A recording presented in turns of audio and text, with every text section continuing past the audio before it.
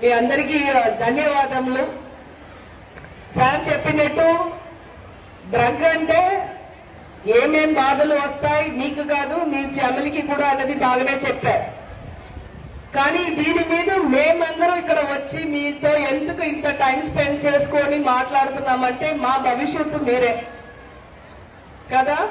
ఇంకా 10 సంవత్సరాలు 20 సంవత్సరాలు 30 సంవత్సరాలు చాలా మంది రిటైర్ అయిపోతాం. అప్పుడు ఇక్కడ యూనిఫామ్ వేసుకొని ఉన్న మీరు అందరూ కలెక్ట్ కూర్చుంటారు.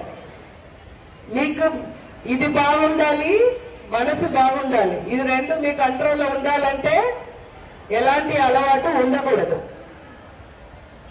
ఏంటంటే మీ దగ్గర వచ్చి ఒక ఇంజక్షన్ వేసుకోవాలంటే కూడా ధైర్యంగా రావాలా లేదా? నేను ధైర్యంగా రావాలంటే మీ దగ్గర ఇలాంటి అలవాటు ఏమీ ఉండకూడదు. రేపు యూనిఫామ్ వేసుకొని మీరు ఎస్పీ సార్ అలాగా వచ్చి కూర్చున్నప్పుడు మీ దగ్గర వచ్చి అయ్యా నాకు ఒక ప్రాబ్లం ఉంది, న్యాయం కావాలి అని చెప్పడానికి నాకు ధైర్యం రావాలి. ధైర్యం రావాలంటే మీ బుద్ధి మీ మనసు అన్ని మీ కంట్రోల్లో ఉంది అన్న నమ్మకం నాకు రావాలి.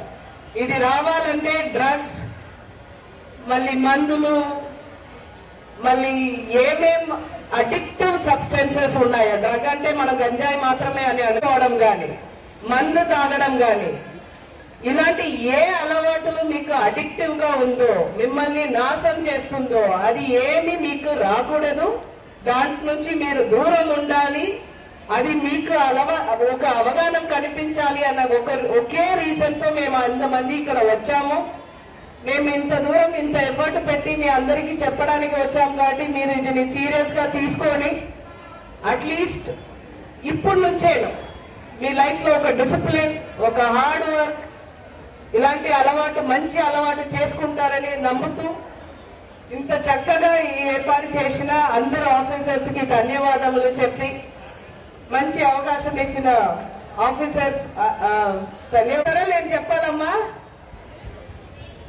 సే నో టు yes to.